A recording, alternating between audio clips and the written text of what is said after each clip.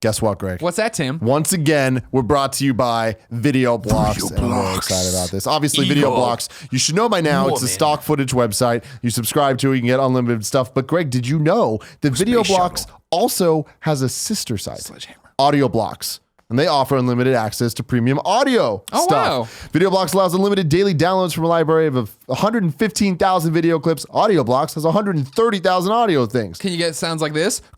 I'm sure if you typed in Eagle, you'd get something similar. That was anyways, 100% royalty free. It's fantastic. Even after your subscription ends, you can still forever use the products. But Video Blocks is offering you all a year's subscription to both services for only $149. This is a $100 discount off the usual price tag for our followers only. An incredible discounted deal to get both stock video and audio files for any project you may be working on or have planned for the future. Get your year's subscription today for only $149 at videoblocks.com/Gamescast 2016. That's Video Blocks. Here you go. You can see it.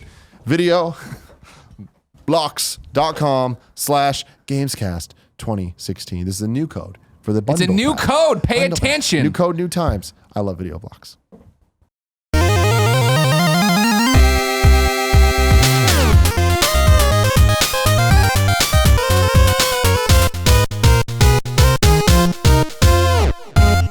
What's up, guys? Welcome to the first ever episode 93 of the Kind of Funny Gamescast. As always, brought to you by Steven Insler. Hey, Steven Insler, Patreon producer. Oh, yes. The one. Alive and the well. only. Shout out to you. And as always, I'm Tim Gettys, joined by the coolest dudes in video games, Colin Moriarty and Greg Miller. Hello. How y'all doing? Good. How are you? I'm fantastic. Well, thank you. Yeah? Yeah. Yeah? Oh, yeah. I'm a little tired. I'm going to be real. Yeah. Fantastic.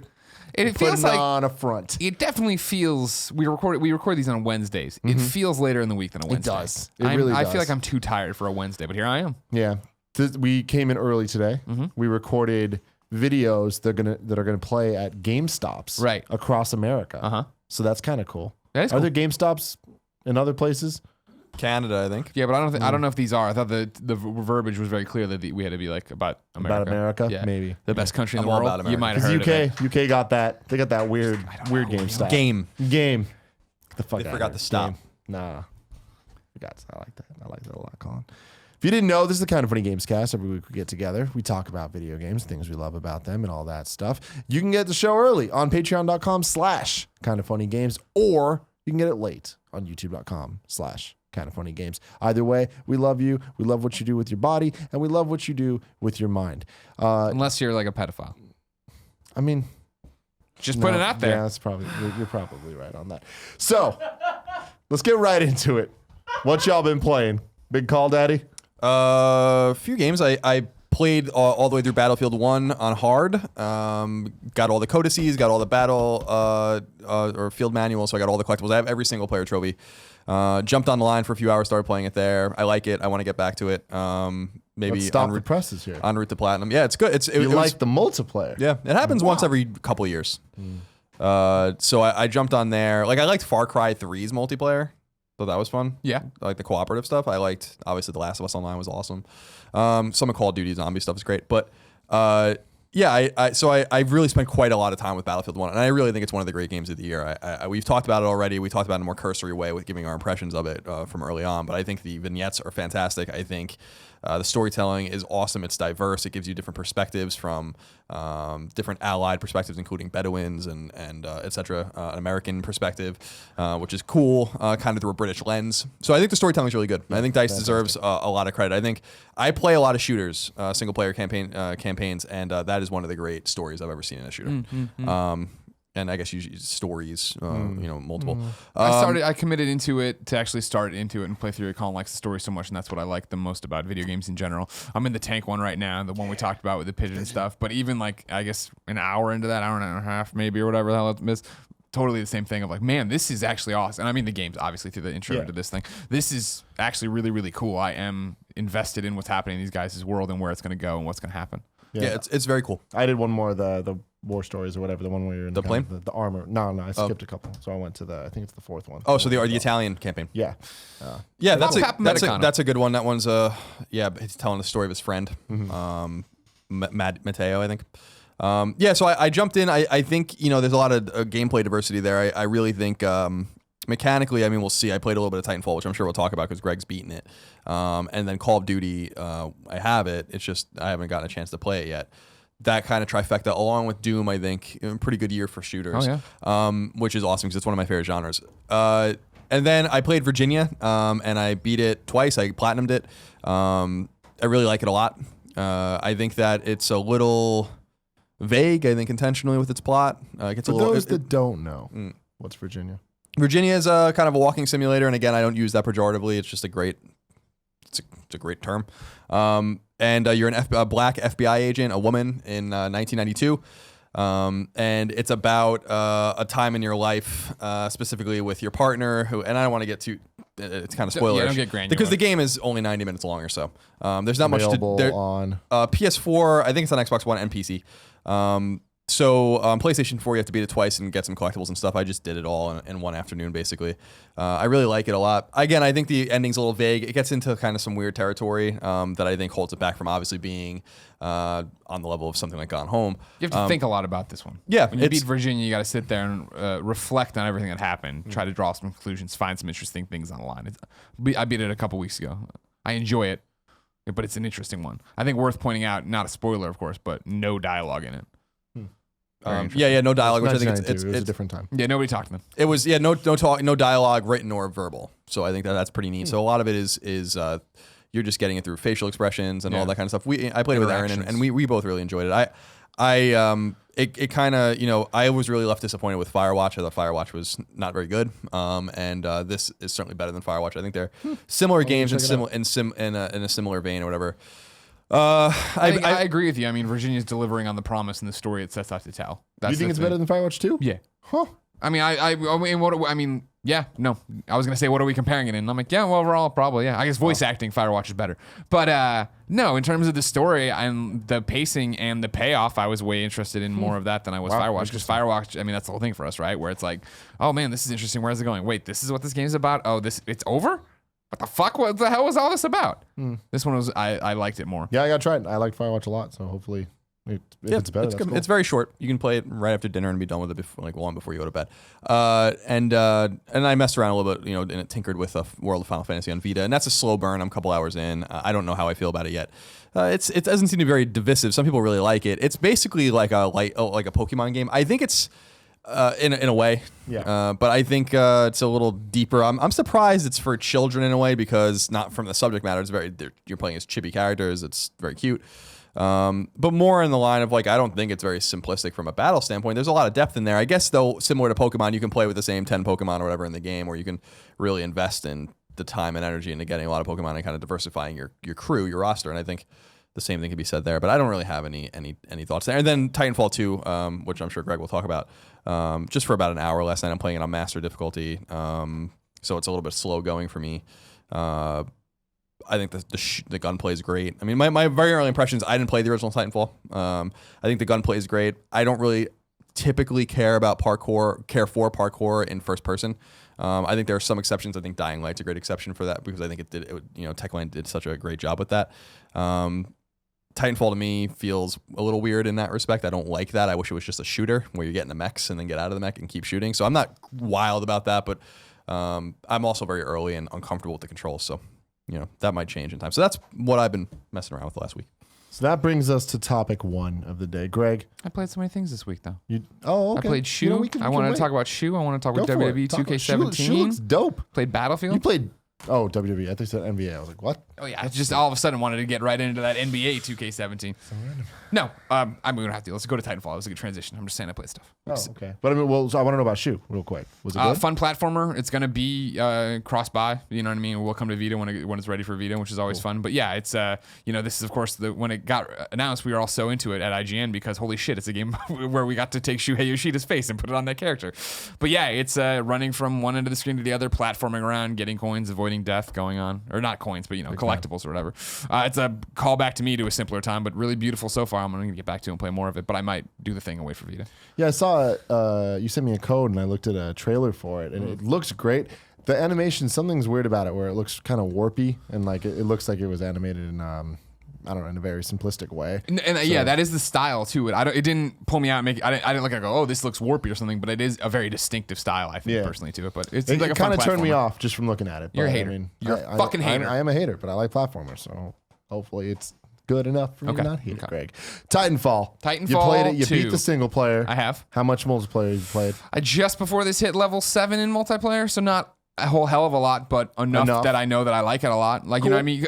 This is, we're calling this the Titanfall 2 review, right? Yeah. And Colin's going to chime in and stuff. But I think it's very important that I feel like more than any review I would have done in the past at IGN or something else, it's important to know my history here. And the fact that I'm not a shootery guy. Shooters rarely click for me. I'm not a big first-person shooter. Something about the storytelling mechanic doesn't work for me.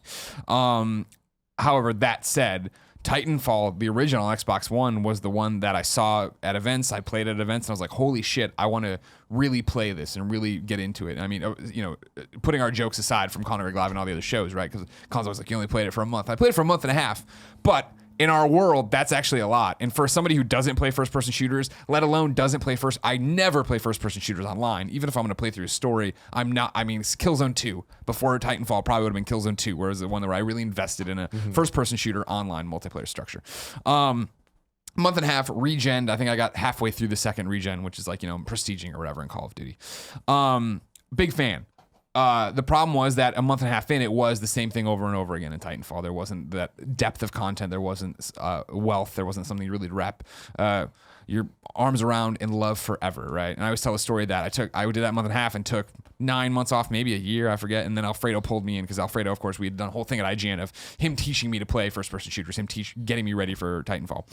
And he brought me in to show me the new content. And they had added so many modes, and it was like they had basically a horde mode against the computer where you could play with your friends. Like, oh, holy shit, this is actually awesome. And he's like, yeah. And I'm like, did this bring people back to Titanfall? He's like, no, they put out all this cool content and nobody cared. I'm like, fuck, I hope when they come out with Titanfall 2, that's in there and that's packed in there.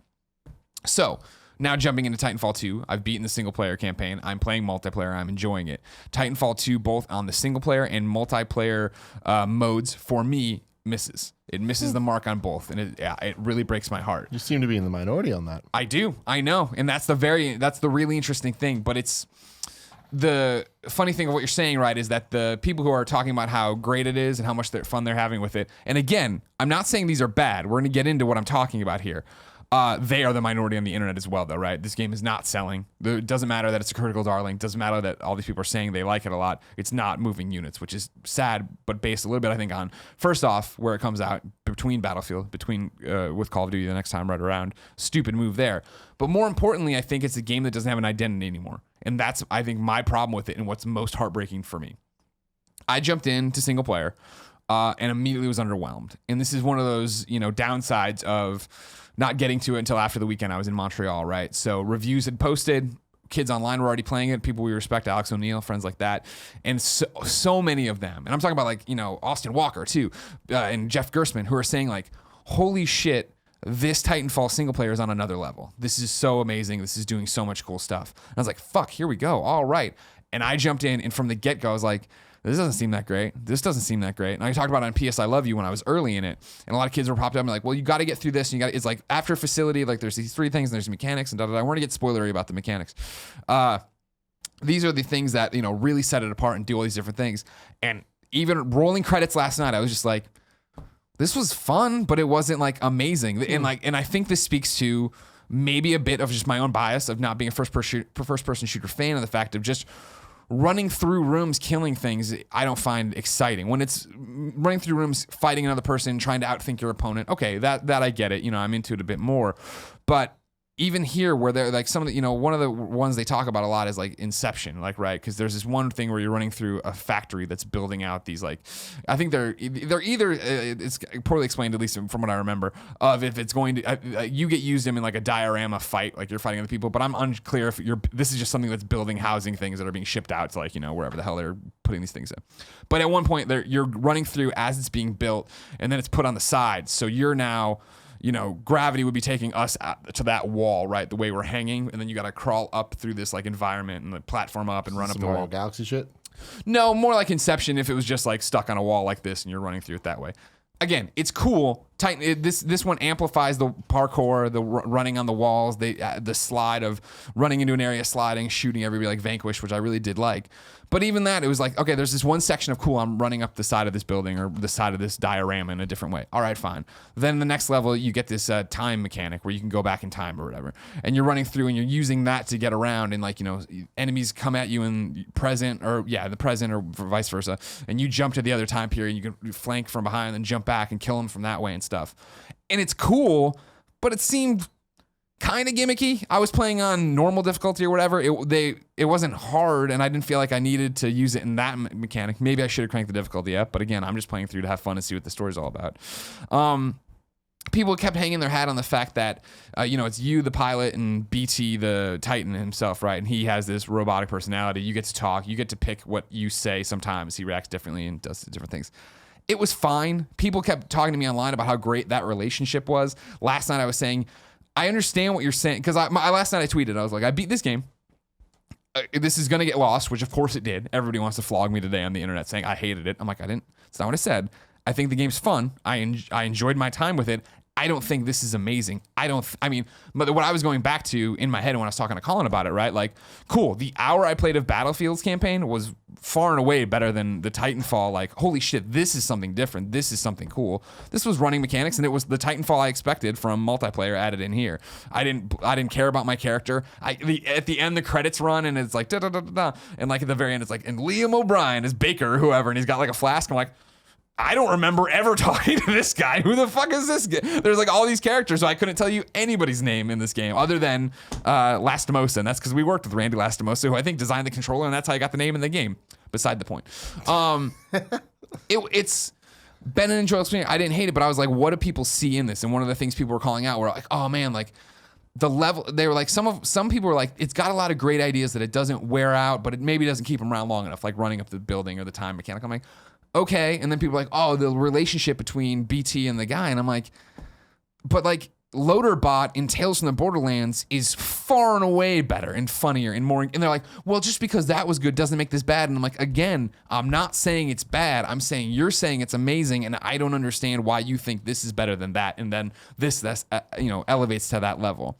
And so I think part of this comes around to the fact of, I think I have a bad taste in my mouth because I think as a Titanfall fan, and this is what we talk about a little bit, when we're talking about like, not to this extremity, but like when we're talking about PlayStation 4 Pro, right? Being a middle finger to the people who adopted PlayStation 4 day one, right? I've been on board with Titanfall from the jump. And for me, Titanfall is a multiplayer shooter. And that's what it was all about. That's what the focus was in the first one, obviously. And like, sure, people came out and they're like, should have had a single player, should have done this, should have done that. And people bang the single player drum. When in reality, I think when you talk to Alfredo or even myself, granted, I'm super limited in what I know and what I think of a shooter and what I know about what a shooter should be. Single player keeps you around 8 hours, great. Maybe a little bit longer if you're going for every collectible, blah, blah. Titanfall's problem was that it didn't have enough juice in its multiplayer to keep you coming back over and over and over again. I tired out, after regenning that second time around. They didn't have content or a plan or announcement of what they're going to do to make you want to come back and keep powering it on for this. I would have rather seen them not get into the single player stuff, focus, double down on the multiplayer, and give me a reason to continue to come back there. And like, you can make the argument, free DLC. They're putting out all this free DLC. That's fine. But like right now, and this is a Greg Miller problem. This is a first world Greg Miller problem, right? Is the fact that there are 3 multiplayer trophies in this game, which means to me, it's a single player game with a multiplayer component. Now, I was just playing multiplayer. I'm playing it at Extra Life this weekend or whatever, maybe past weekend by the time you see this on YouTube. I'm excited to play it. I'm not saying, but that is definitely going to be the thing that, unless something drastically changes during Extra Life, that'll be the last time I play Titanfall 2 multiplayer, because I'm motivated to come back and get trophies that go to my PSN profile. I like the thing of win 100 matches or win, and not out of the reach trophies, but a carrot on the end of the stick to keep me coming back. I feel like the single player for me wasn't spectacular. It's fun. It's solid. Whatever. It's a fine little thing. It's short. You know what I mean? 5 hours, 5.5 hours. And that's not getting every pilot helmet or playing on hard. Like I know Colin's playing on the master difficulty right now. So single player is like, okay, cool, whatever. And then multiplayer isn't enticing enough to keep me coming back. It's fun as hell. I'm having a great time. But in a world where, all right, cool, now I want to go play Battlefield. Now I want to go try Call of Duty. All right, I still need to get back to Tomb Raider. I still need to get back to Arkham. I still need to do all these different things.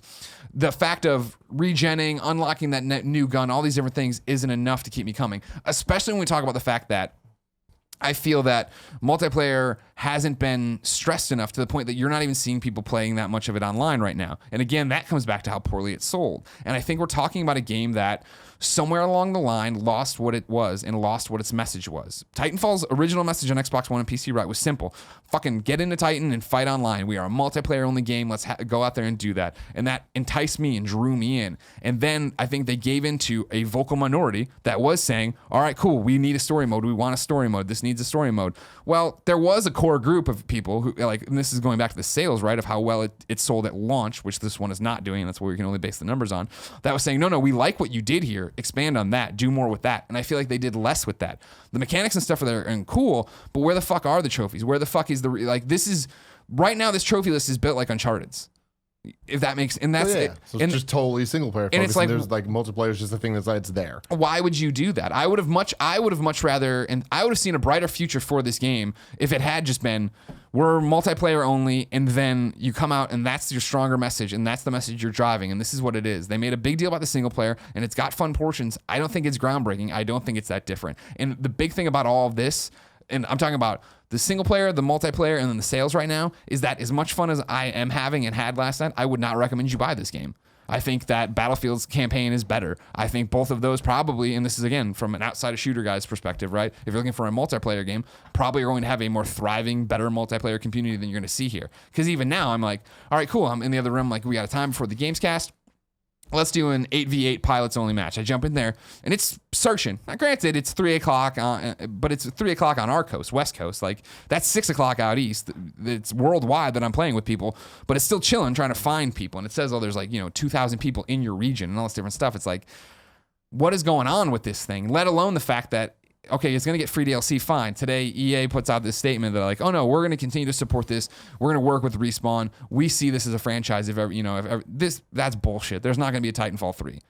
This did not sell well enough to entice Titanfall 3. You're going to see a drop off as we continue to go because it's going to be the exact same thing Titanfall 1 was. Whereas, all right, cool, you have your player base. You are slow to update and give them what they want, and here we go. It all falls apart. Because where's that cool horror mode? In that thing in there. Where is the one where I can work cooperatively with my people against the AI guys to get a better feel for multiplayer? It's not there.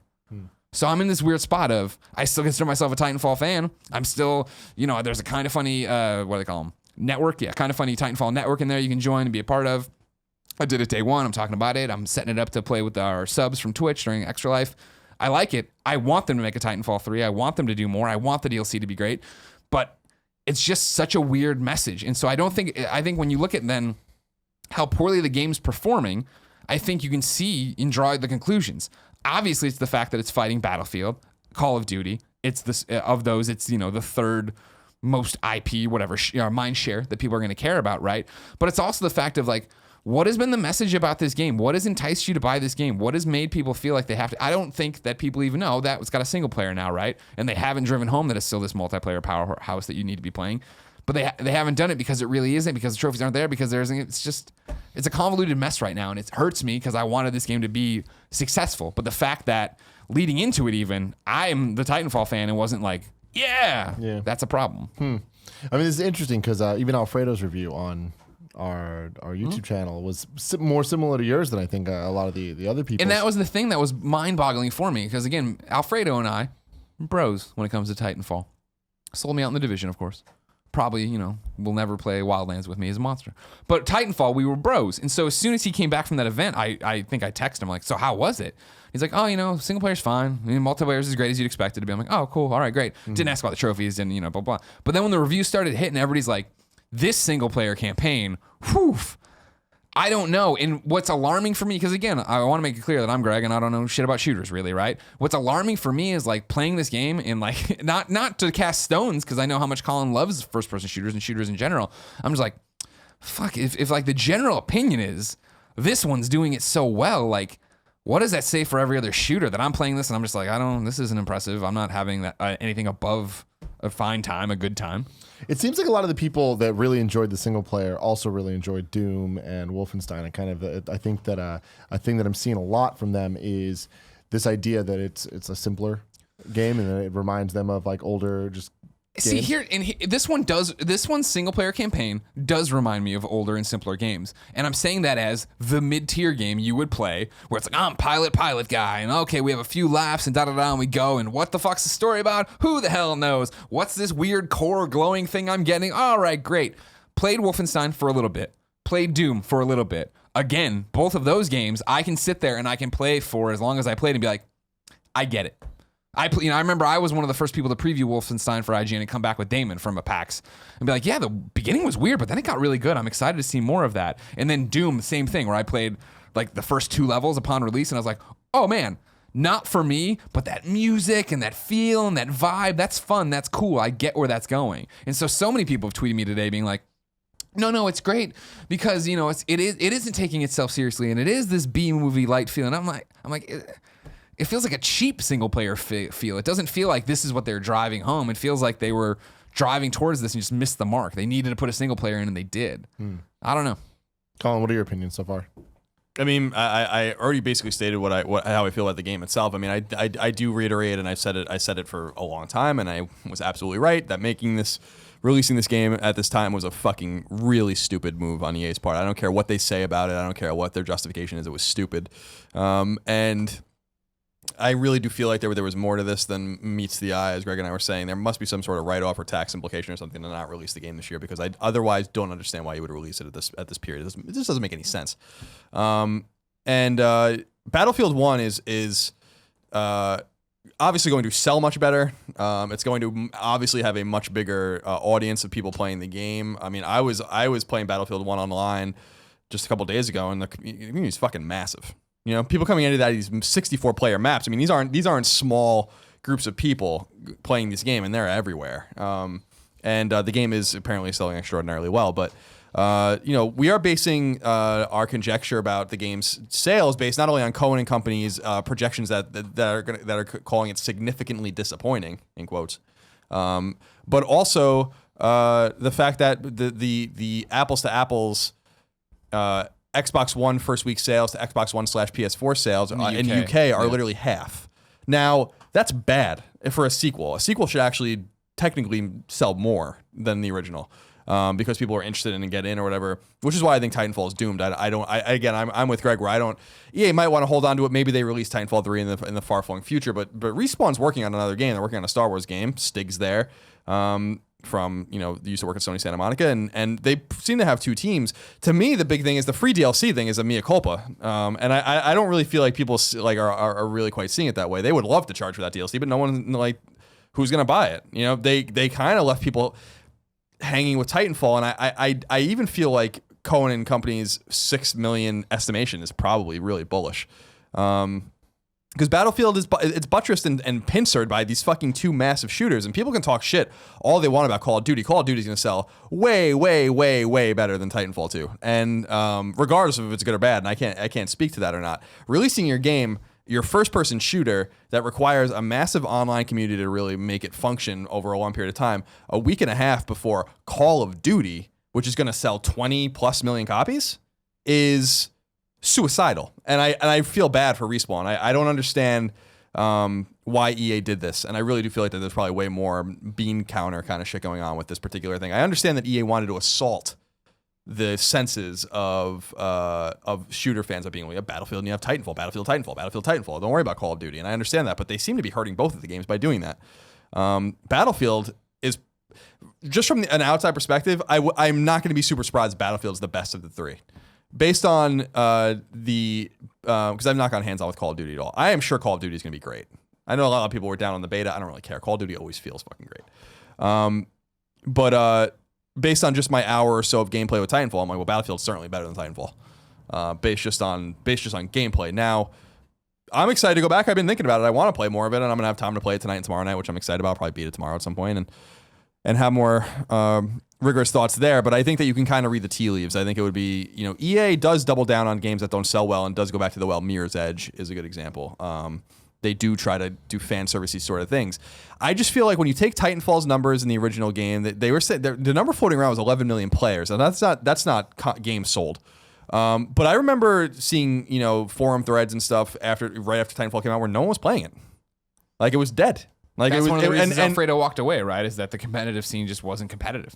And so I disagree with Greg that in one way, which is I think putting the single player in was a necessity, and I think that's good. It would sell even worse without it, because otherwise you have just Titanfall again, and like they don't do that with Call of Duty, they don't do that with Battlefield. They do that with bite-sized Battlefield games like Battlefield 1942. I think was just multiplayer. But to time out for 1 second, my counter argument to it be that would be the point though.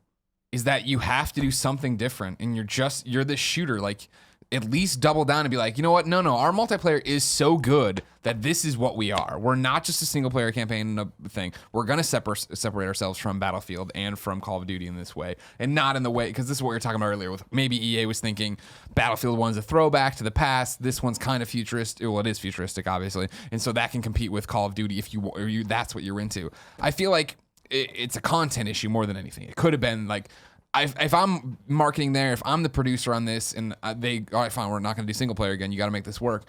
My message at E3, at PAX, at all these different things is, hey, everybody, we learned from Titanfall 1. Here's our content schedule. Every month, here's this thing you're going to get, this mode you're going to get, this reason to keep playing, how we're going to make this a competitive scene, how we're going to keep you guys involved, how we're going to make this something different rather than just be like, we're going to compete toe-to-toe and do single player multiplayer. Especially when something like Overwatch is out now and they are doing that perfectly, like constantly having new content updates and giving people reasons to come back even though they haven't left. I think that's the right way to do it, and they give you something now, plus they give you something to look forward to, plus they tease something else like new characters and all this stuff. And I feel like Titanfall could have kind of I don't think it would have. I think it would have been even worse. I don't think it would have caught up to Battlefield or anything like that. Don't get me wrong in terms of sales, but I'm saying like I think it would. I would have rather see them stick to their guns on what their vision of this franchise and this game was. The identity do that. of it. Yeah, I mean, I agree with you that Overwatch is doing well. Name another game like that on console. Like that's what I'm saying. Like Overwatch is an enigma. Right. And it could be a symbol of a way that's going where it's like it's very multiplayer centric. But I can't think of one game on console that is only multiplayer that is that even remotely that big. And that's what I'm saying. They exist. There are multiplayer shooters. There's but even with Overwatch and CS:GO in these games, their home is not really on console. So like they're on console, but that's not where people are playing them. So it's in terms of the lion's share of the numbers, as it were. So I just think that like I don't necessarily think it was. There's a disconnect in Titanfall, I think, just from listening to it, which is they are on Titanfall 2 with their multiplayer, right? And I don't know if the multiplayer is good or bad. I'm going to play it for the trophies probably and then be done because I don't want to play online with that game. But they're on the first game with Titanfall, the campaign. And let's keep in mind that this game was made in like 2 years as well. So, which is a really short amount of time to turn a game around. Like it was 2.5 years that this game was made. It's not, and that wouldn't have been a huge deal if they were just making multiplayer maps and making multiplayer functionality and copying that stuff over, but they had to like really structure a single player campaign, which they didn't do it the first time around. So the game may have been rushed as well. Like I'm not super convinced that it wasn't. A Call of Duty game takes 3 years with a much bigger fucking framework of studios working on them. So, and I know that I don't want to necessarily compare the two, but they are. I mean, this is what I was telling Greg is like this is a great year for shooters actually, and there are others, but Doom, Battlefield, Call of Duty, and Titanfall. And unfortunately, out of those 4 games, Titanfall is clearly going to lose. So I just feel bad for Respawn because I don't necessarily know or think that they have anything less than a good game, but I haven't played enough. 100%. I haven't played enough of it there, but it's going to lose, and I really do think it has significant ramifications for Titanfall as a franchise. Again, I don't care what Blake Jorgensen and these guys at EA are saying about the game. Like the game's not going to sell, is not selling well. Games typically sell a vast majority of their copies in the first 2 to 3 weeks, and in the first 2 to 3 weeks, you have Call of Duty now out. Like it's just. I'm not saying Call of Duty's not plateauing or falling off either. It is, but it's Call of Duty's going to all the oxygen. I mean, of course it is. No matter how many dislikes that trailer got, no matter how much people hate the beta, millions and millions and millions and millions of people are going to play Call of Duty. And to release anything even remotely like it in its atmosphere, anywhere near its gravity well, was a fucking huge mistake. And that's the thing. EA could have held it Respawn would have gotten their money on the back end. They're working on another game. They're profitable. I'm sure everything's fine financially. Just a little bit of patience. Releasing that in February would have changed the optics of the game completely. And or January. I mean, we talk about Dying Light as a great example. No one would have given a fuck about Dying Light if it came out in November. It would have never been played. It wouldn't have stopped it from being great. It's not going to make Titanfall any better, but it's going to change the optics of the situation when people have all these games around them. And, More oxygen, a reason to stick around. And when Titanfall is being released in a year where it's probably going to be the 4th best first-person shooter, if that's not good news for Titanfall. So, but on the same time, you got to applaud EA for really greenlighting a bold Battlefield game that is unintuitive from a subject matter standpoint and delivering. And DICE is fucking awesome. I think that they really hit a home run with Battlefield. So there's two ends of the spectrum there with EA. But according to Cohen and Company, Battlefield 1's financial gains, which are going to be significant, are going to be probably wiped out by Titanfall's lack of sales. So that's sad. Yeah. So next topic, the Nintendo Switch, aka NS. Throw it up. Thomas. Do it, Greg. Do this. Thank you. We haven't talked about It's it. not as cool. No, it's not definitely as not. I want to okay. keep throwing the X up. I'm down with the X.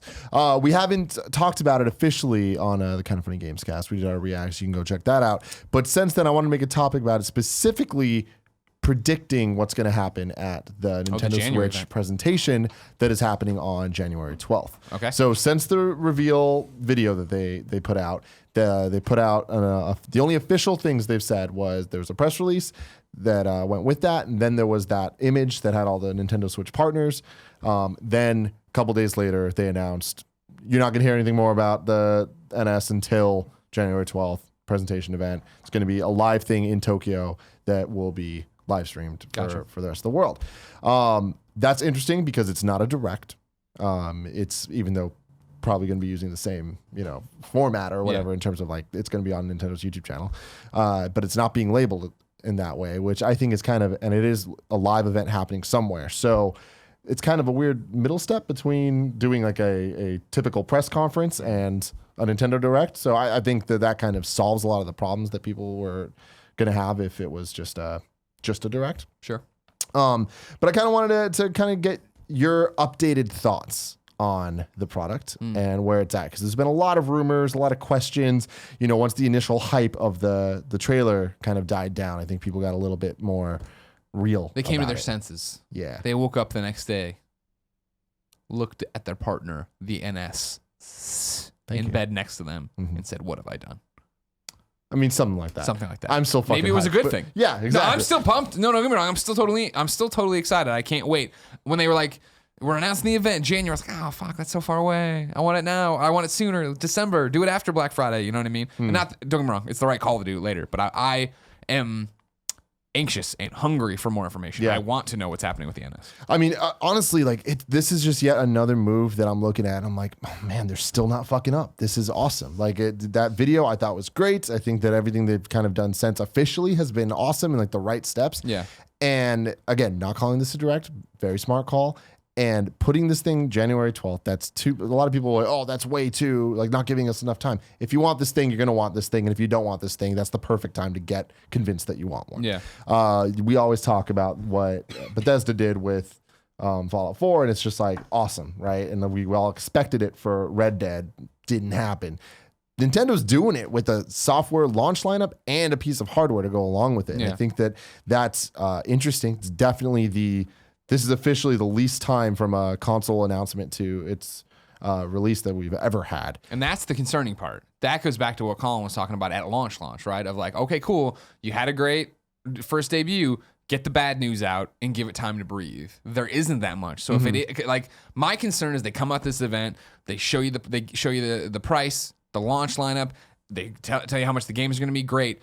I feel it's going to be buried in a press release after the fact what the battery life is. That's everybody's concern. What is the fucking battery life on this thing going to be? Is it buried in like some small print in a giant Excel grid or whatever that it is, an hour and a half, and then is that what runs away with it? Are we going to talk about what we're using for memory there? Is it going to be on board? Is it an SD card we're able to swap out?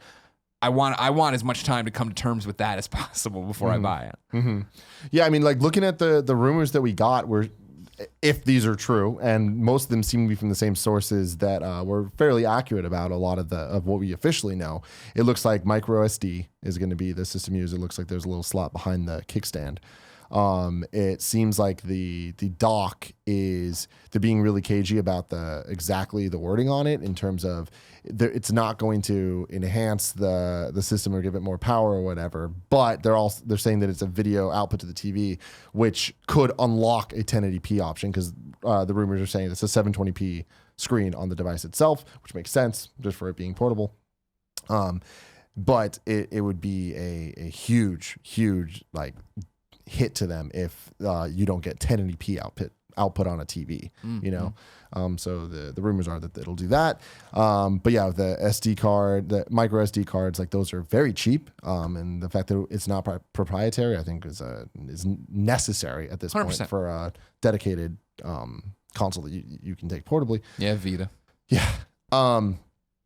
And yeah, I mean, pretty much everything else, like the battery life, that's the thing where it's just like, it needs to be at least 3 hours. Like it has to be. And we can't expect much more than that just based on products and what it's doing. Like batteries aren't there yet, you know?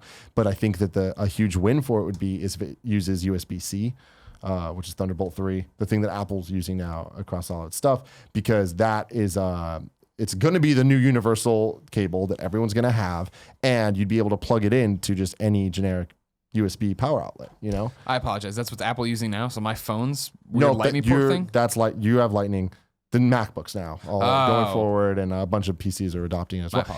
It's the new like universal thing, right? Okay. So, but the key thing about it is that cable allows you to do display output, but also power something. Okay. And also transfer data and stuff. So it's like it could be very versatile to get a lot of things out of that system. But most importantly, it charges super fucking fast. Oh, nice. So that, while not the perfect solution, does go a long way in terms of making it more portable and making it worthwhile to take places and play. Even though, like, let's be real, like, in what scenario are you walking around needing 10 hours of battery life for this thing? You know, it's like, I feel like that's a convenience more than anything. But sure, if I'm on a plane, as long as I can plug it in and get that charge in 15 minutes or whatever it is, cool, great. So that's kind of where that's at. Where's your head at, Call? I mean, so dire sign for it is that 1 point something billion of value was wiped out of Nintendo after it was announced. So the stockholders don't believe in it. And I don't quite understand it because I really do think Nintendo's between a rock and a hard place with this unit. First of all, I believe in it. I think that it's going to be really cool. I don't know that what I think is really cool necessarily is going to resonate with the market. So my prediction is it's going to sell better than GameCube, but worse than N64, ultimately. So I'm looking like 25 million units, which is not going to be good enough. And that I suspect that if Switch doesn't do kind of more meteoric numbers, that we're going to be playing their games on PS4 and Xbox One and by 2020, which is, I think that's been floating around for a while now. And I don't necessarily want that to be true because I think Nintendo has a special magic, and we'll see how that all works out. I'm still excited about it. It does disturb me based on the Emily Rogers rumors and the other rumors that we're talking about 720. And again, I don't care about this kind of shit, you know, myself, but at a time when Xbox One and PS4 are talking about 4K resolutions and HDR and all this kind of stuff, we're talking about whether this thing's going to have 720 or 1080 resolution. Not going to be good for them. Not going to be good for the relationships with third parties. Again, this creates a massive problem. And this is what I was talking about with clogging the pipeline, especially for third parties with these iterative consoles. Now they have to patch their games for PS4. They're going to have to do this with Xbox One. Now they're going to have a downgraded version if they want to put their game on Switch. Just like, it's a fucking disaster. I mean, for third parties, like, I kind of feel bad for them. And I suspect Switch is not going to get strong third party support. Ultimately, we'll have it out the gate, and then we'll see how those games sell. That said, I think there's some concerning things. Internal memories, probably not going to be very strong, probably won't matter because of the micro SDs. An engineer, listener, got in touch with us and was talking about, you know, from his expertise, he's like, the size of the device just suggests that it just can't be very powerful. Like it just can't be. Like, it's just not possible if it's going to be at an appropriate price point, because I do suspect the price point will be $299.99.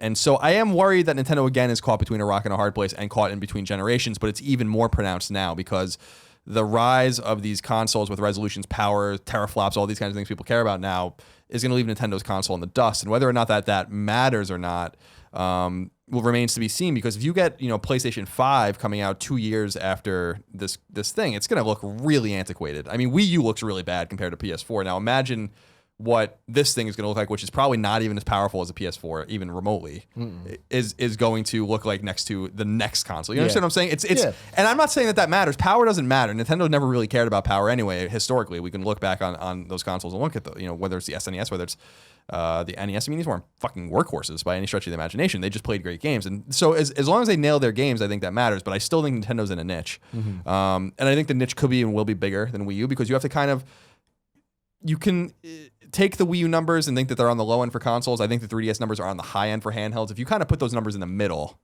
I think you end up in the 20s in terms of millions of units sold. So I think that they're fine, and I'm excited about it, but I am really worried for them because I know that there is bad news buried in this fucking thing that is not going to be palatable. And if the dock thing is not true and they're outputting games at 720, which games on PS3 were doing in 2006... Ooh, that's bad. That's bad news. And again, I don't give a fuck, but a lot of people do. That matters. That is one of those things that does matter. It's 720 on TV is unacceptable at this point. But I don't see them doing that. I really think that that's something that they know and they understand. Did Wii U do 1080? Yeah. So, I mean, that would be weird, right? To not. I mean, a lot of games, that type of stuff, it's all different. And I don't even think that all games are. I think there's still 720 games on. There are. And currently. Xbox One, PS4 typically does run their games at 1080. I don't know what the one in between. It's 9 something. 900. Whatever. Yeah. I think it's what Xbox One was doing. That was a big brouhaha. Remember? Because they can't get the frame rate steady and the resolution high enough as it is. And I worry that they're just in a strange space. And I do think that the investors have a reason to be skeptical because, especially now. The drop dead price is $300. If that thing is more than $300, it is dead. So that's the other thing that I'm a little worried about. Question I got for you: what if it's $200? Not to set expectations. That would be incredible. If it's $200, which I think is a huge victory for them in terms of getting sales and getting people to understand what this is and looking at it more as a premium portable device instead of a home console thing. Even though that's where they're saying it is a home console. They've stressed that. Yes, it is. They are stressing that. Do you think that a $200 price point would change your 25 million projections? Yes, I do, but I also think that they have to be very careful with pricing. I suggest to them, and they're not fucking stupid people. They know they're way smarter about this stuff than I am, but they shouldn't sell this console at a loss. If they sell it at a loss and it ends up not being very good, and they're eating shit on every console loss, Nintendo's gonna be in a lot of trouble. Like that's when that war chest goes away. If you're selling a console at $80 a loss or a $50 loss, and you sell 20 million of them, you're fucked if you're not making the money back on the back end. And it's look what happened to Sony. Like with the PS3, which was being sold at a loss, even though it was $600. And then they ate shit for years and years, and they had other things that were helping them survive, which Nintendo doesn't. I'm not saying Nintendo's going to go out of business. That was IP is worth a fucking fortune alone, but that price point I think is unreachable for them. I don't think that's smart. I think $299.99 is still going to make that thing fly off the shelves. And that's my thing. More than $300 is definitely worrisome. If there was a $350 option that was worth it, I'd be okay with that. Like Wii U had that. Yeah, but I think the $200 is that it's sweet spot's not even the right way to say it. That's just that's outrageous. Holy shit, you guys are fucking killing. This is insane. That would be outrageous. That would be if they were like $199.99 for Switch. I'd be like, that's insane. That's absolutely fucking insane that you guys are selling it at that. And they were like, we're selling it at a break even or I would be like, how? But that's when you get a little worried about the innards. But again, that doesn't really seem to matter. So for me with the innards conversation is I think people need to really set their expectations correctly with this, where we're not getting PlayStation 4 and Xbox One games on this thing. But what if we did? But we're not going to. But what if it's impossible. Like we will get I'm sure downgraded ports of some of them. I think that the Skyrim game we saw, although they've said that that's not officially announced or whatever, they were just showing that as an example. That's running the HD version of Skyrim, which is on PlayStation 4 and Xbox One. So it's more powerful than last gen, but it's not as powerful as this gen. And I think that everybody just needs to get that and understand that what this is a more powerful portable Wii U. That's it. Sign me up. And I'm down. I'm Mario Kart, so down for Smash. that. But it's like we're not getting the next Call of Duty in a quality version on this. We're not going to get Battlefield 1 level stuff on this. And but you don't need that. You don't want that. Exactly. You already have another console. How long ago? Colin's the last person who bought a Nintendo console trying to play third-party games there on it. You know what I mean? Like that's the whole point. Like if Breath of the Wild looks like Breath of the Wild on it, I don't give a flying fuck how many P's it's got. Let me play the goddamn game. But and that's the thing is like we're seeing Breath of the Wild, which is on Wii U, and we're Mario Kart 8 and Splatoon and all that stuff. It's like Wii U games, when done right, and most of, not all, but most of the first-party Nintendo games, man, the production value on those is great. Super Mario 3D World, 1080p 60, the graphics of that game are beautiful. That entire game, the production value of it is fantastic. You put that next to many PlayStation 4, Xbox One games, and it's just like, well, this looks better, because it has a look to it. There's art to it. Yep. Nintendo has that. And so it's like, I think, Zelda is a perfect example. That game looks beautiful. It also looks old and empty, but it's beautiful. And I think that that's what we need on this thing. And it reminds me a lot. I was in the GameStop video we did earlier today. One of the points I was making is that this reminds me of the PlayStation Portable or the PlayStation Vita, but with a promise of consistent first-party content from Nintendo. So we're going to get a lot of indies. We're going to get ports of other games. There's going to be third-party support every once in a while, but I think what we're really going to get is exclusive third-party support. We're going to get the Square Enix RPGs. We're going to get that type of stuff. But then when you add on top of that, the Nintendo first party commitment and second party commitment on one device. Like, that's what I'm excited for. So I'm most excited for January 12th. Like, so what are your predictions in terms of what that looks like? Internet video. It'll be a video on the internet. It's good. I don't know. I don't want to know. I'd like to imagine it's similar.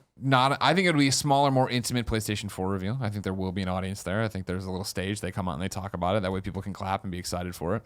I think $299. I think that'll be the price point for it. I think the launch lineup's going to be vast. I think that it'll have a vast launch library but it'll be not a lot of, but there'll be here it is. Here's Mario Kart 8. NS edition, yeah, exactly, Switch edition, or and that's fine. That's what I want. I loved Mario Kart 8, and I'd love to play it on the go and have more time to get into it and invest in it that way. And then I think we'll get into like what is the marquee NS game going to be? Clearly, it's Zelda because we know about it, but what is that Mario game? When is that Mario game? Yeah. Is that a launch thing? Is it where are we with that? Mm-hmm. I think we'll have those kind of announcements, those kind of like titles. That's what we'll be given to it. I kind of hope the Mario game's not a launch game, just for the success of the system. I think that like announcing that it's coming, I think is important. I think that with Zelda obviously being the marquee title, I don't want to bury that. And I think that it's important that people look at that. And it's the Oxygen conversation we're having about Titanfall. Like, I think that although Zelda and Mario are very different games, it's the same people critiquing those games not coming out consistently. Sure. And I think that it's important for Zelda to have its space. And you can then pad the library with some of those Wii U ports or enhanced ports as they look to be going the direction of. And that, to me, says that I hope that on January 12th, they do give us a forecast of what's to come. And it's not just, here's what's happening. Here's the next they need to focus months. on what's happening. They need to focus on the launch lineup, let people know here are the games coming out. Here are all the different controller variations that you can get, because another update since then, they said that there is more hardware, like controller stuff that we don't know about yet. What's available? What's the date? What's the price? Talk about battery, talk about all these worries that people have. I'm very interested if they get into the Nintendo account stuff. I wonder if we're going to get that'll be the one, right? System. Because what we were talking about when we did the reacts to the trailer and talking about internally and talking is the fact that they were handling it and messaging it without saying it like PlayStation was, that this is a system for gamers. If they come out, and I'm not disrespecting anything Nintendo's done in the past, or not trying to at least, but if they come out and they treat everyone like an adult, they talk to us like adults, right? And they do head-on collision with all the stuff. We're not going to bury the battery life. We're going to run you through different scenarios on how much it would go. Here's the media. Here's how this works. We've heard you. Here's how the Nintendo account system works now. Here's your trophies. Here's all these different things. If they come out and it is a very, I don't want to say PowerPointy because those are boring ass things, but you remember the PlayStation 4 event when they were popping stuff up on the back and talking about all this dumb shit that we didn't even understand. Some of us, they were trying to sell it on indies that it's like a PC. If they come out and treat us like that and answer all the questions head on, that'll be awesome and a new look for Nintendo and further proof that they're not fucking it up. Mm-hmm. If they come out and they hide everything like that and it is very polished and then it is every digging through releases and having to try to get an interview with Reggie after the fact, then that kind of sucks. They also said so they're going to do this event, and then in America that month they're going to do events where press can go and play and stuff too. So I think it's good. I think that they're obviously stacking the deck in their favor in terms of from January to March, they want people talking about this system and the games that are going to be coming out. And like that's a great time, you know, because it sucks that they're missing the holidays, but the holidays they have to compete with all these guys. Like this, they have obviously so much people excited about this, and there's going to be games. There's actually going to be games that people want to play. People want Zelda. You know, Zelda looks great, so it's like not. I think Skyward Sword had a kind of a tainted thing to it where people were excited and then they weren't excited and then it kind of came out. But with this one, it's like people are excited, whether they're Nintendo fans or just gamers. And even people that gave up on Nintendo are excited to play this one. And having a new way to play it where they can move on and not worry about the Wii U and like stop hating on the Wii U because there's something new to hopefully love, I think is important. Yeah. I was thinking about this a lot. The Nintendo Switch, the name's growing on me, especially when I can just call it the NS. Like I'm fine with the NS, but they should have called it Nintendo Go. It's the best name for that. It would have made so much sense. Work off the Pokemon Go. But you success, understand, of course, and you can that take it on this the go. is a home console. Yeah, I do. All your questions about battery don't matter because it's a home console. It's a home console. I think that's important, though. I do think that shows that they're thinking of it as a premium device, and like they're not. It's clear to people that this is something that's like the 3DS. This is a real thing. But this is a real thing. Is I think calling it a home console. I think this I is hear telling you. people that it's very important. It's important to them, I guess to close it out, it's important for them to put it all out on the table, all on the line. This is it for them in hardware, like if it doesn't work. I'm telling you right now. Like there's no reason for them. I'm sure their investors are going to be loud and clear and get exactly what the fuck they want if this thing doesn't do well, which is putting those games on other consoles where they can make hand over fist money, and then Nintendo stock will go right through the roof. So I think you got to get it all on the line. I agree. What I would like to see them do, obviously you have to talk about price, you have to talk about all of these things. I would like to see a roadmap as well with specific dates going out, maybe even 18 months for some of these games. Like announce games and be like, Mario's here, whatever Retro's doing is here.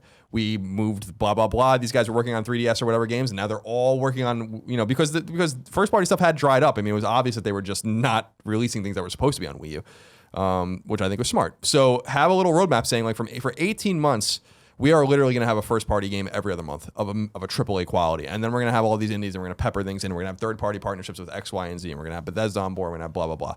I think if they do that, I think that they're going to be in decent shape. I just think people do have to temper their expectations. They're coming off a console that sold worse than Vita, which is really not good. So if they can double that, I think that's a success. And they're not going to catch up with PS4, and they're not going to compete with them. And I think that this is an Xbox One. I think that as long as they go in different directions, make it clear they're going in a different direction, then I think they can succeed. The one thing that's disappointing to me that I think is a mistake, and I don't necessarily believe them, because I think that they have to say the right thing, as we were saying on Colin Greg Live, is they have to abandon the 3DS and they have to abandon the Wii U. They absolutely have to will. abandon them outright. Mm-hmm. And they have to make that very clear. And I know that they don't want to do it yet because there's hardware to be sold and there are games still coming out, but they have to make it clear in early next year that it is over for those consoles and that handheld, and everything goes to this thing. Funnel all of that shit. And you're going to, like, the 3DS fan base alone should be able to sustain it. I mean, if I had to bet, like looking at all the things that are announced now, I don't think we have any 3DS game, definitely no Wii U game that has a date that's after February. I think like maybe there's a couple games that have 2017 as the release date, but I'm pretty damn sure they're going to be in there, or there can be some overlap with them coming out, but we're not going to get any more announcements and new stuff like that. I think that at January 12th during this thing, they will make it very clear that games, there's one library now and they're all going to be here. I think obviously in the Christmas time, they need to push the 3DS. Mm-hmm. They do have a ton of games coming out. Why wouldn't they, try to get that last hurrah out of it? But I definitely think the marketing is going to change and all this. Like, we're still supporting it is going to turn into, yeah, it's still there. It's there. Like, they're never going to be like, we're done with it, because I mean, even they're still fighting the Wii U shit right now. It's like, it's not. Yeah, and I get it. You get water out of a stone or blood out of a stone, whatever. It's you do what you have to do, but that's important. Mm-hmm. The unified ecosystem is why we wanted this to begin with, and I think that their salvation comes through that. But yeah, tempered expectations are important too. If it sells better than GameCube, I think it will. Then ultimately, then But remember, I've said it before and I'll say it again: the Nintendo fan base alone can't sustain this. The Nintendo fan base alone is what the Wii U sold, so that's not good. Or 3DS and 3DS, but I think 3DS is a way more casual device. I look at Wii U as something that's where Nintendo fans they bought in on that. Wii U sold actually extraordinarily well its first month, which people forget. And what I thought was interesting is that they're going to have fewer consoles available for Switch, which I think is going to make. Nintendo is the master of artificial scarcity, and I think that you're going to have a situation like that with Switch, which I think is going to work out fine for them. The more blue ocean shit that they did with 3DS, I think, which was a huge thing that Iwata was into, which is a business philosophy, I don't think is a smart move. And so I don't look at the 3DS fan base as being the Nintendo hardcore fan base. I think Wii U is the Nintendo hardcore fan base. It's the same way I felt about GameCube versus not so much GBA, which I think was a hardcore device, but DS was a device where it started to or Game Boy actually was another device where you kind of have to separate those things. I think the home console market is where your core fans are, and if you can double up on those, I think you're going to be in pretty good shape. So I'll be interested to see how it all exists together, but I think bad news is going to be plenty for this thing as well, and I think it's going to take a lot of the wind out of its sails, and I hope that they're able to mitigate that. Amen. Next topic. Shadow of the Tomb Raider. I was going to do the Uncharted didgeridoo, but that doesn't make sense for Tomb Raider. There's no iconic Tomb Raider song for me to do. Not really. My God. Over on Kotaku, Jason Schreier wrote an article called Name of Next Tomb Raider Leaks because Guy had it open on Subway. Redditor Triple H280 reported that he was riding a Montreal subway and took a picture of a guy's laptop. And if you zoom in a bit, you can make out the name Shadow of the Tomb Raider, which is also a name we've heard floated for the next game in Lara Croft's iconic series. A source told me today that this is indeed the name. It certainly fits with the last two games, Tomb Raider and Rise of the Tomb Raider. Square Enix has not yet responded to a request for comment.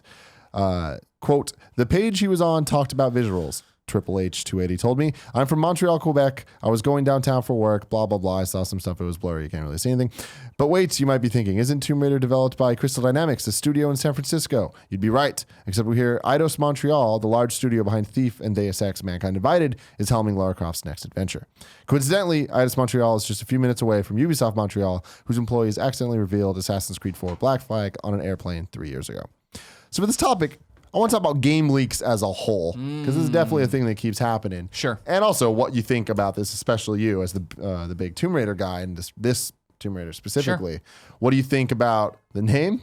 What do you think about it not being Crystal making it? And what do you think about it being Eidos making it? See, you threw me because I was going to say I was going to answer all the questions the same way. No, but I don't mind about the name. The name's good. Whatever. Shadow of the Tomb Raider. Okay, cool. Whatever. It's if it's true that it's Eidos, right, and it's not Crystal, I'm like, oh, that sucks. And it's not that Eidos is a bad studio. You know what I mean? People fucking love Mankind Divided. Nick loves it. I've played it. It's not my kind of game, but I enjoyed what I played. I get that they're talented. I get they know what they're doing. But I love Crystal Dynamics, and I love what they've done with these two Tomb Raider games, and I want to see them continue to do it.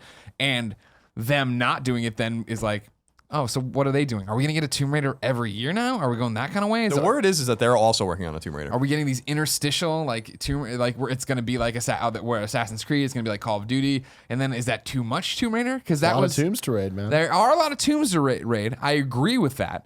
But I like them being the marquee Uncharted kind of experience, right? Where every few years, bam, here it is. It's this huge game. It's this new thing. Camilla Luddington's back. It's also... based on the blurry image and everything else, the name alone, Shadow of the Tomb Raider, right?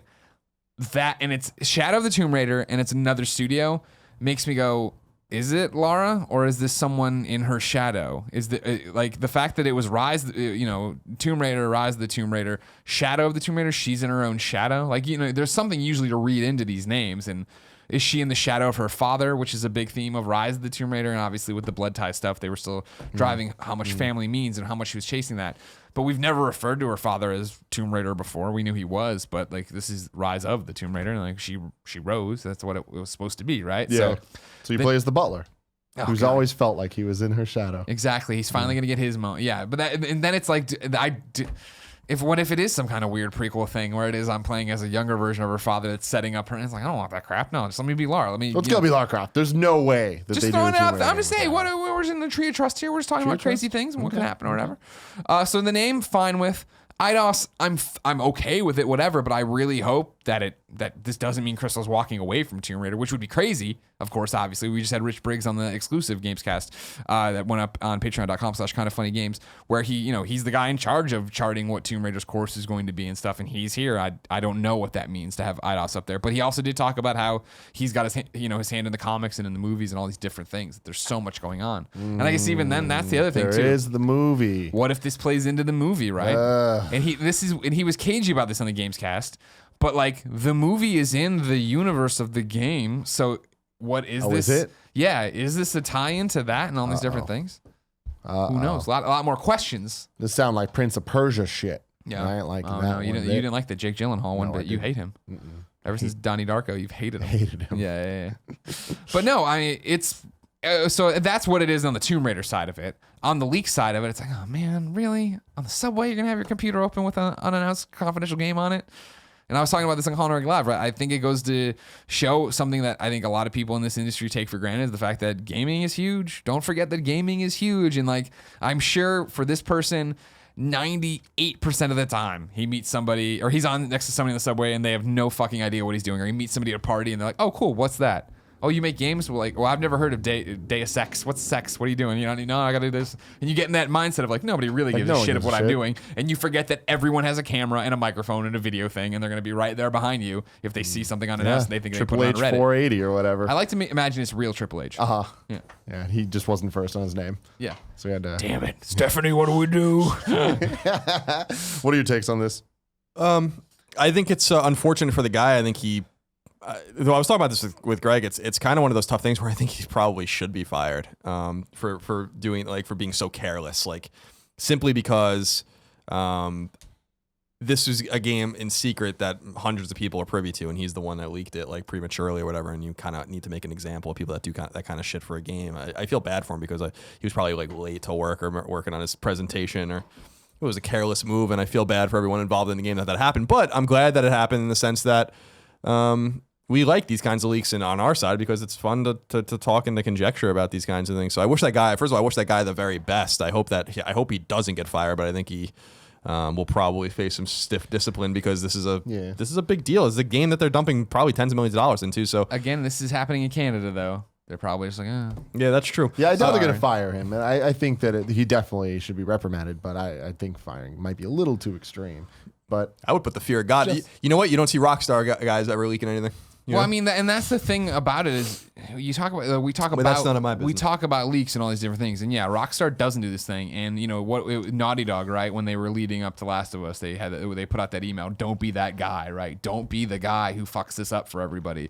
And so it's weird that it keeps happening because you'd think, okay, I'm on a game development team. I know I'm working on a major franchise in Tomb Raider, and especially like on our side of the industry with the amount of access we have and the people we talk to and the embargoes we're under and it's always somewhat offensive, especially when we're out with like a friend we've had for a long time where they're like, oh, we're working on this unannounced project. And you're like, all right, we're off the record. You can tell me. But there is that part of them that doesn't want to give it up because they don't want to be the guy. They don't want to be the one who screws up or leaves their iPad on a plane. Yeah, I mean, we talk about this all the time, but it's like when we know things that we're not supposed to talk about, it's hard to not talk about them because then you're like, wait a minute, do other people know this? Yep. Am I allowed to talk about this at this point? And like all that stuff, and it gets so complicated. That's the thing too, where I think I think I can speak for myself, but I think for both of you guys too, is that we then often overly play it safe. Yeah. Where I know on Colin and Greg Live, we'll talk about stuff, things will come up, and we know the answer to what the question is or whatever. So we read the story and we just go. Let's not even discuss it. Let's not even give one of us the option to be like, well, wait, did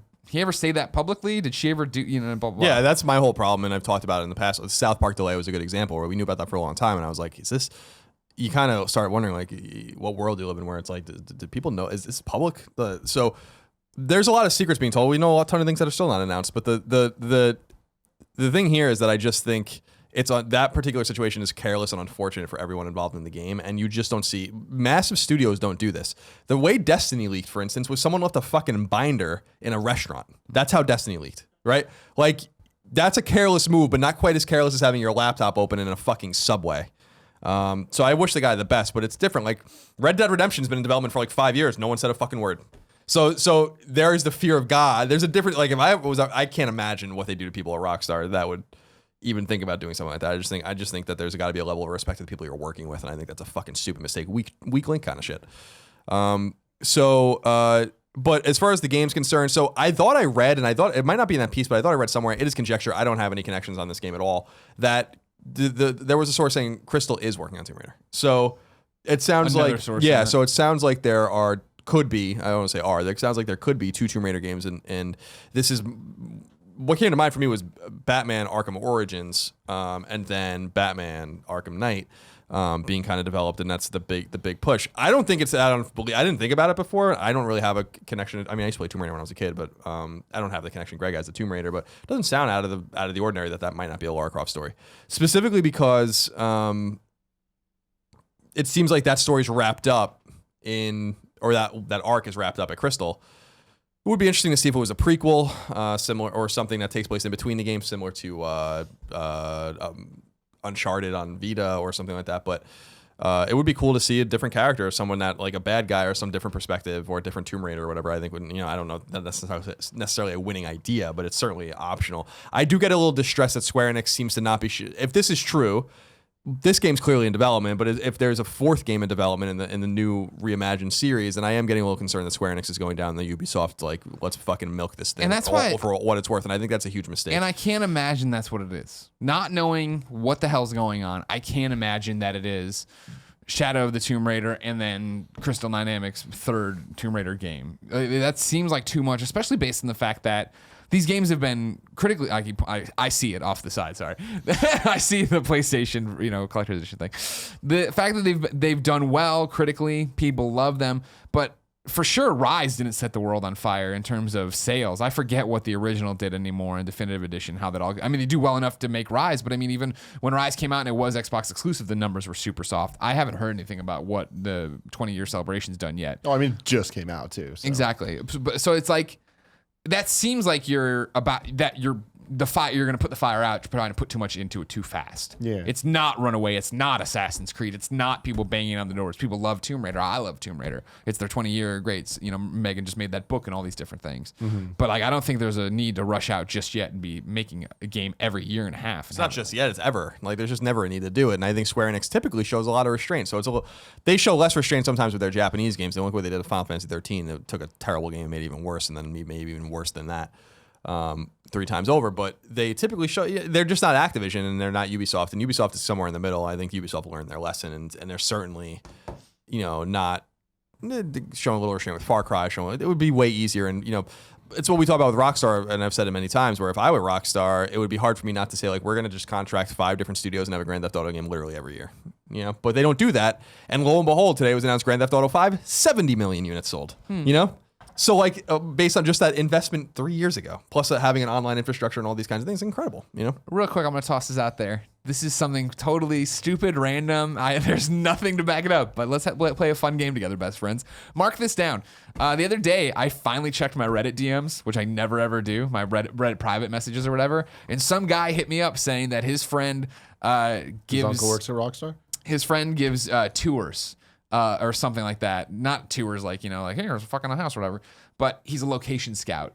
And people from Rockstar were down in Miami doing Vice that. City. Yeah, like just down there scoping out that, getting a tour, going around, seeing all this different stuff. So if in 5 years, 6 years, GTA is in Miami or something, whatever another Vice City or whatever. Well, so what's interesting about this is next week on Gamescast I want to revisit this, but there was a topic I saw on NeoGAF of a bunch of leaked stuff, and I don't know if it was confirmed or not, but it wasn't confirmed, but if it looks legit or not, but kind of a roadmap of a bunch of different plans they have for GTA 5 and for its online mode and things they're doing, and it looked from what I read that they're going to add Liberty City and Los Fierros and whatever the hell the San Francisco one was. San Francisco and Vegas from the OG San Andreas into this. And like there's this whole plan. And then Vice City was, I think, something like 2020 or something. And that would be closer to the GTA 6. But the GTA Online would be this more ever-present thing that goes from game to game.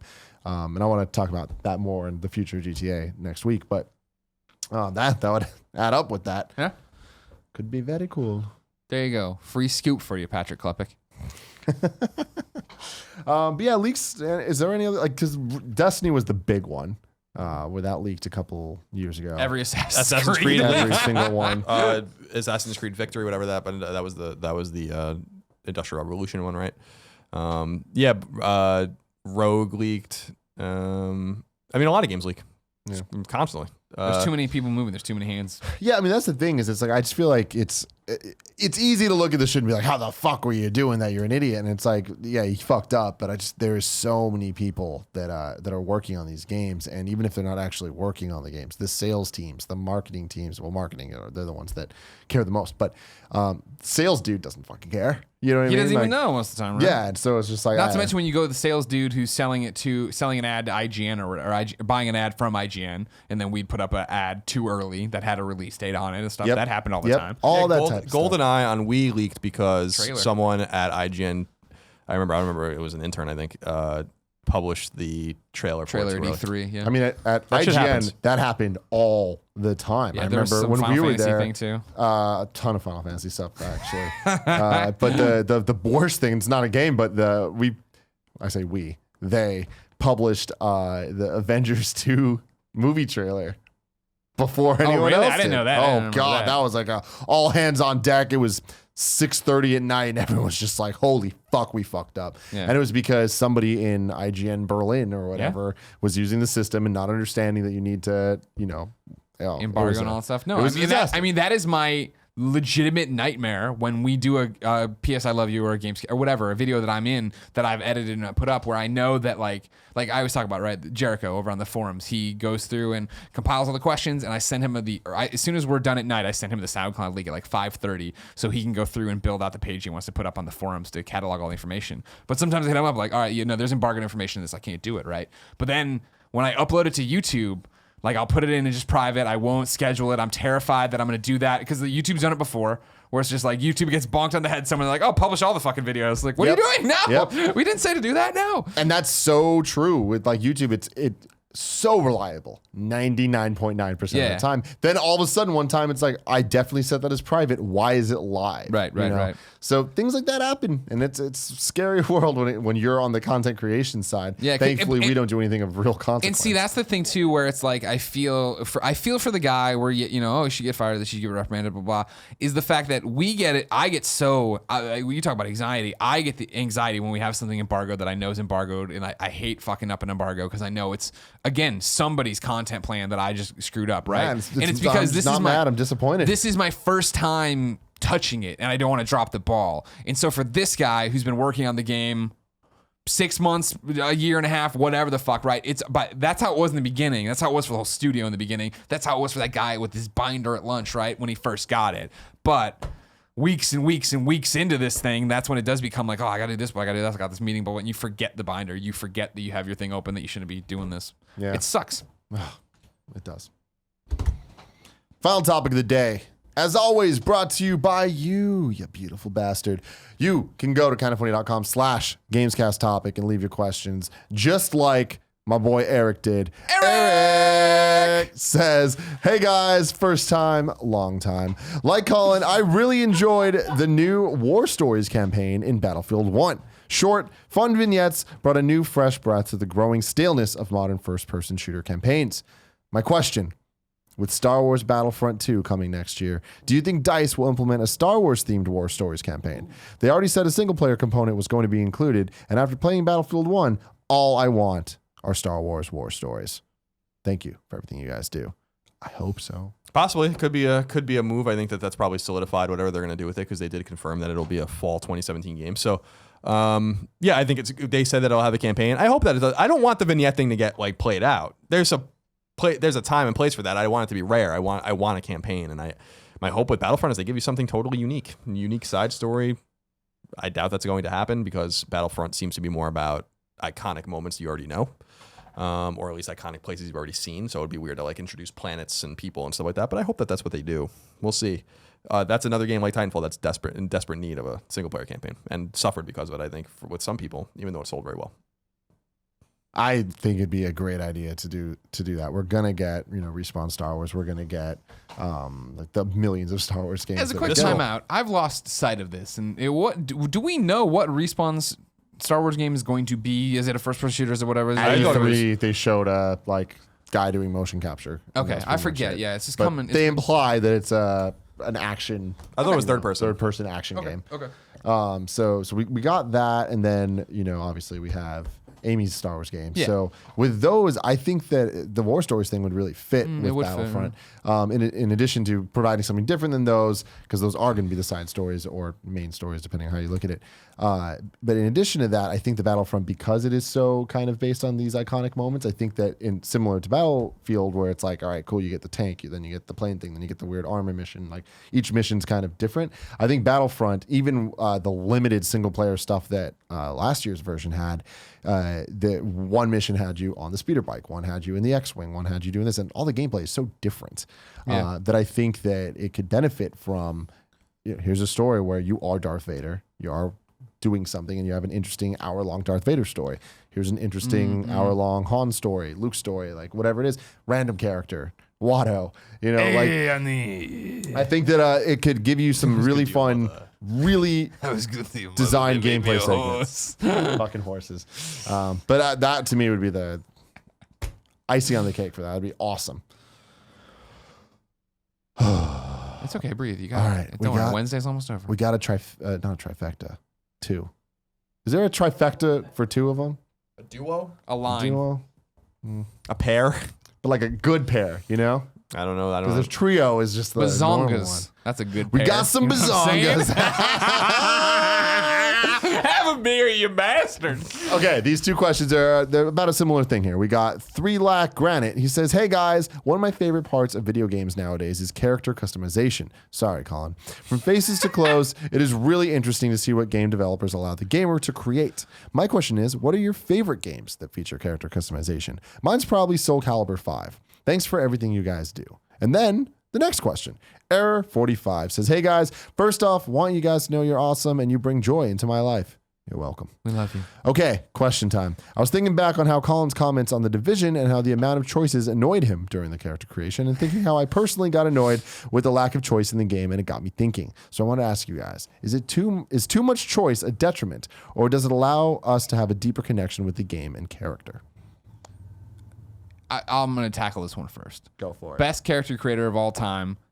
I'm looking at it right now. WWF No Mercy. All right. You can say WrestleMania 2002 because that was when they gave you enough choice, but not too much. Because right now, like I got WWE 2K17, right? Popped it in, played a few matches. I was like, oh man, I'm actually having fun in the matches. Like I'm enjoying this gameplay. I should do the career. Went to jump into the career. I was like, oh, I wasn't sure if I could just grab somebody and put them in. Like, no, this is still like your story. You got to start at NXT. I'm like, oh, that's cool. Like create a character. I'm like, all right, I jump in, and immediately it's just that overwhelming character creator where I'm like, I'm moving things around. I'm like, oh, no, this is, and I just bailed. I'm like, this is overwhelming. I can see this is going to be all night just trying to get the face right and do this. How far out the eyebrow can come. It's like, knock it the fuck off. We don't need to be this cute about it, right? The wrestling ones before, I remember when we made our entire Backyard Wrestling Federation, and these fuckers, you looked at them and you knew who it was. You knew based on the costume choices, you knew based on the face and the glasses or whatever. Like, there was enough there where you're like, great, nailed it. It took me all of 15 to 30 minutes to make what I wanted to make and then jump out and go have fun. You got in, like, you know, there's like, what, a grand total of 45 moves or something. This one, it's like every little animation of how to do it. And it's just like, oh, fuck, man, I don't have time for this. Now, of course, the flip to that is that you can jump online and download other people's creations. And, like, you know, it's like Little Big Planet or Mod Nation Racers where you put in all this time. Here's something to go get. But then you lose that thing where it is fun to create your own character and it is fun to feel like you're creating something from the ground up. But when it's just too much and I can't at all deal with it, I'm like, oh man, fuck this. That's why usually I just try, when I start a character creator now, to make Taylor Swift. I need a blonde girl. Okay, that looks enough. They got the She's blonde hairstyle. enough. Great, yeah, you know what I mean? Let's go. I'm ready to have a fucking adventure with T Swizzle. Yeah, I had a similar experience with the Tony Hawk's Pro Skater franchise where starting with Tony Hawk's Pro Skater 2, that was my first, I think, real introduction, and I think it was one of the first implementations of character creation and customization. And I loved it because it was simple, and I think that, you know, the Tony Hawk 3 and even Tony Hawk 4 were good in those regards. Once you got to Thug and then Thug 2 and American Wasteland, whatever, it got a little too crazy where you're just like spending way too much time on these things that don't matter and all the eyebrows and stuff. And I just think it's weird that there's so many options that allow you to do things that are just, they're unnecessary if you're not these artists that are dedicating their lives to all this stuff. But it's like, why is there seemingly 6 skin tones and then any color in the rainbow? Like, people's skins aren't that color. Like, I understand people want to make Frankenstein or want to make like comic book characters or whatever, but it's like that's a bonus, not a 90% of this slider is random fucking colors, right? Yeah. And I think that it's off-putting, and I think a lot of that comes down to the fact that we look at games now and they're so, the fidelity of the graphics is so real, and there's all this that's like, back in the day, you could spend 15 minutes because to make your wrestler look like Hulk Hogan, all you needed was, well, you got a little yellow and red. Cool. Yeah. You know, it's more color-based. And Tony Hawk, it was like, yeah, that guy's wearing clothes that kind of look like clothes I wear. Cool. Their face was flat anyways. It didn't matter. It's just like, great. It's a color schemey looking thing, like a minimalist idea. But now it's like, so you start open world RPGs. One of the reasons I don't like them is that intro. Yeah. I'm like, the only thing I don't like more than tutorials is starting a game of being like, oh God, How I don't fat do you want the lips? I'm like, I don't fucking care. Give me wanna do 4 versions of the lips, and I'll choose one that looks good enough. Yeah, but I mean, I get the appeal. I get that people are super into it. And there's people who, the thing about it again is if there's enough cool ways around it. What I dug a lot about Mass Effect, and I don't know if it was all of them. I remember Mass Effect 2 was a huge thing where you could get the code, like the code for whatever face it was. So people were making Obama and putting it up and like putting, you know, all these different celebrities up, and you could just grab that code and come plop it into your thing and you'd get it. And that was different in the way of, like, I know I just made fun of wrestling for that, right? But it was different in the way of, like, for Mass Effect, I make your face, and then you're like your backstory this, and then we're playing, and we're all starting kind of from the same spot. Whereas with wrestling, it's like there's literally like 14,000 fucking moves to pick now. And I don't care what his finisher from the turnbuckle is going to be if he doesn't really have one already. There's too much sometimes. Yeah, for sure. I feel like defaults help with that when it's just like default kind of options where it's like, all right, is he a brawler or is he a high flyer or whatever? When you choose that, and you're like, all right, cool. Yeah. But yeah, a lot of times they don't do that though. It is just way too much. But I also think that I like games when I'm playing as a character and I know that this is how the character is supposed to look. This is the canon of this character. When you're role playing. But then there's certain times where in certain role playing games, like I think Pokemon's a good example where I want the Pokemon characters to have a look. I feel like obviously I'm a little bit more attached to the first couple gens than the later ones. So like the look of those characters to me is like, cool, I like those. The newer ones, I'm a little bit more take it or leave it. But in introducing X and Y, you could change your clothes and go to stores and stuff like that. And they kind of made it part of the game. And I enjoyed that. I enjoyed the like being able to change your outfits and like looking forward to customizing my character to be how I wanted them to look because it was part of the game. So I think that that's the difference to me is like I don't want to just from the beginning of the game, you know, choose a whole bunch of options that don't affect anything. Like it doesn't make me feel more connected to the character. It just feels like I'm doing shit just because it's a video game. You're supposed to do things, Of course. right? Like things to check off. Check the off. list. Yeah, But check marks. I think we know your response, Colin.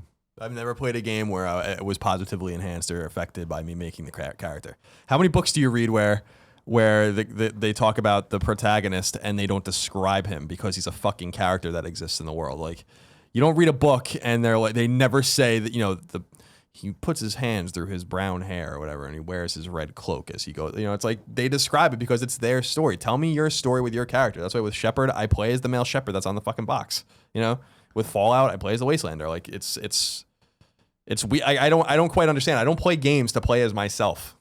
You know, like no, nor do I read a book looking for myself in the book. I look to it's an adventure of someone else's that you're playing.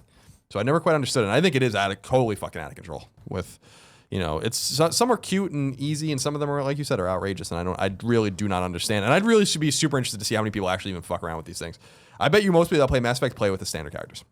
So I'd be interested to see that. I'm sure they have those numbers. And that's the thing. Cute and easy still exists, right? Dragon Quest Builders. You want to be a man or a woman? All right, great. What color's the hair? Name it. Oh, God. Oh, well, this looks... I remember this is the first time in a long time where I was like, oh, I went through, I was like, oh, black hair. Looks like Lois Lane. Her name's Lois. All right, I'm in the game. Yay. You know what I mean? Like, you just go and do stuff. And, like, that little tweak is enough for me to be like, oh, I own this character. I made this thing look like this.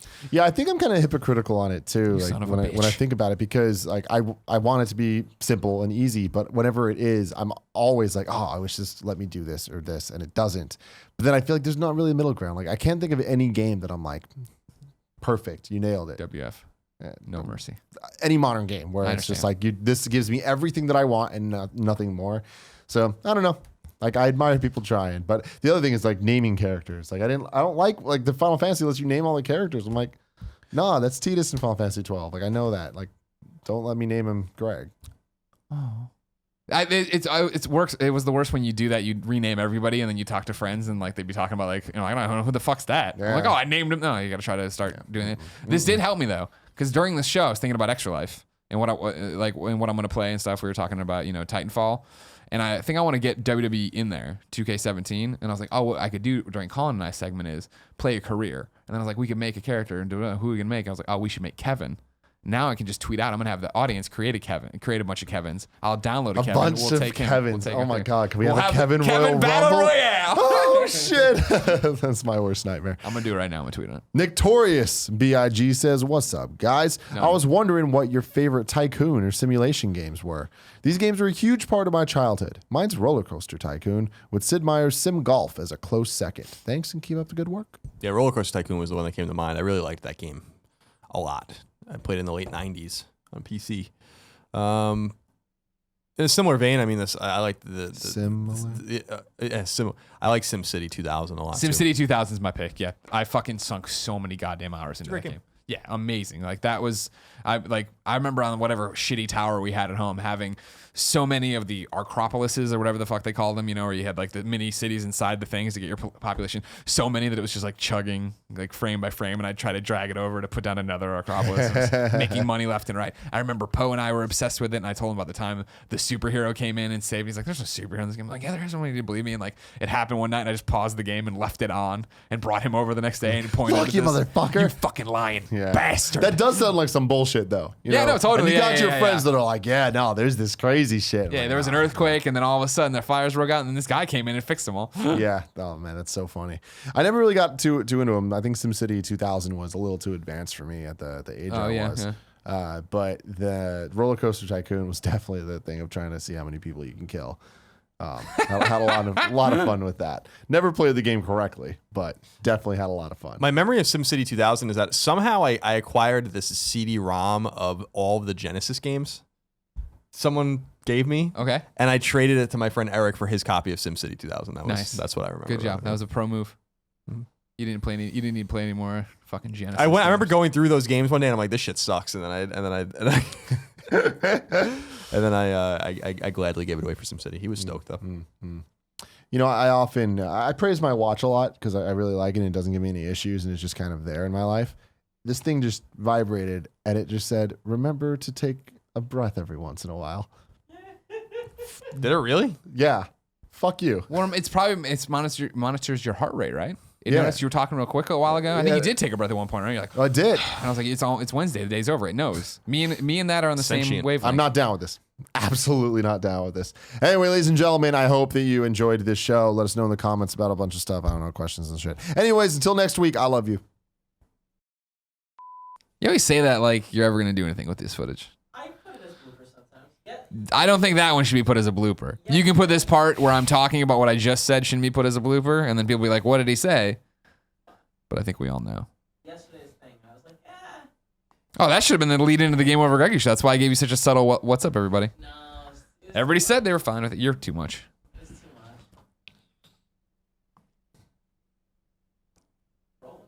Oh, really? Oh, okay, really? This is how you want the show to start, huh? You fucking dork.